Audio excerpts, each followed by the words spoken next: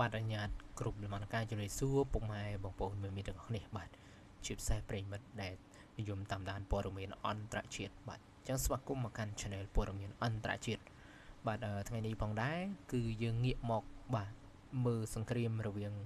អ៊ុយក្រែនវិញតែម្ដងបាទប្រិមិត្តអញ្ចឹងថ្ងៃនេះខ្ញុំសូមលើកយកព័ត៌មានមួយដែលដកស្រង់ចេញពីសារព័ត៌មានបាទ Reuters ផងដែរបាទអញ្ចឹងយើង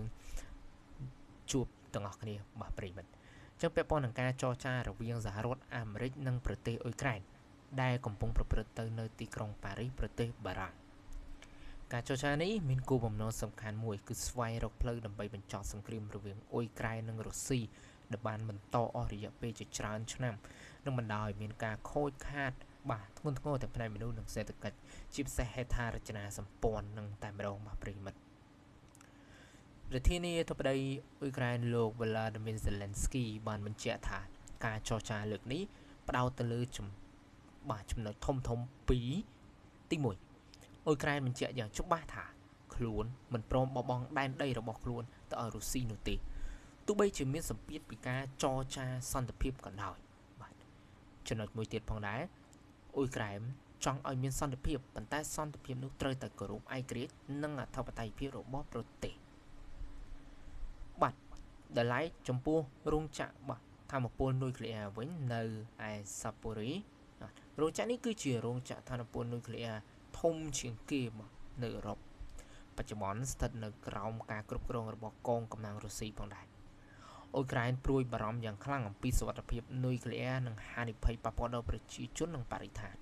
ដូច្នេះអ៊ុយក្រែនចង់ឲ្យរោងចក្រនេះត្រូវបានដាក់ក្រោមការគ្រប់គ្រងដែលមានសុវត្ថិភាពនិងមានការត្រួតពិនិត្យជាអន្តរជាតិចំណុចនេះផងដែរប្រិមិត្តគឺបាទលោក Volodymyr Zelensky គឺចង់ឲ្យបាទអន្តរជាតិមើលទៅលើបាទរោងចក្រថាមពលនុយក្លេអ៊ែរនឹងផងដែរជាវាងរុស្ស៊ីអាចតែយកទៅបំលែងទៅជាអ្វីផ្សេងផងដែរបាទអញ្ចឹងសហរដ្ឋអាមេរិកគឺជាភាគីសំខាន់ក្នុងការសម្របសម្រួលដើម្បីជំរុញឲ្យមានកិច្ចព្រមព្រៀងសន្តិភាពតែម្ដងអាមេរិកបានស្នើគំនិតមួយចំនួនដូចជាការគ្រប់គ្រងរោងចក្រនុយក្លេអ៊ែរដោយកិច្ចសហប្រតិបត្តិការរួមប៉ុន្តែអ៊ុយក្រែននៅតែត្រូវការធានាថាសុវត្ថិភាពនិងអធិបតេយ្យភាពរបស់ខ្លួននឹងមិនត្រូវបានប៉ះពាល់ឡើយចំពោះការចរចានៅទីក្រុងប៉ារីសប្រទេសបារាំងបាទគឺវាសំខាន់បំផុតបាទជារួមគឺការចរចានេះគឺ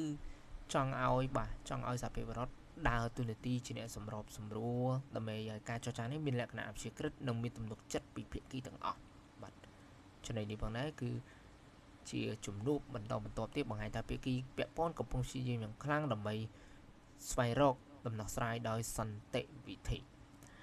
យើងសង្ឃឹមថាការចរចាលើកនេះរវាងបាទសហរដ្ឋអាមេរិកនិងអ៊ុយក្រែនយើងទទួលបានផលវិជ្ជមានបាទតែម្ដងចុះបាទប្រិមិត្តអរគុណសម្រាប់ការទស្សនា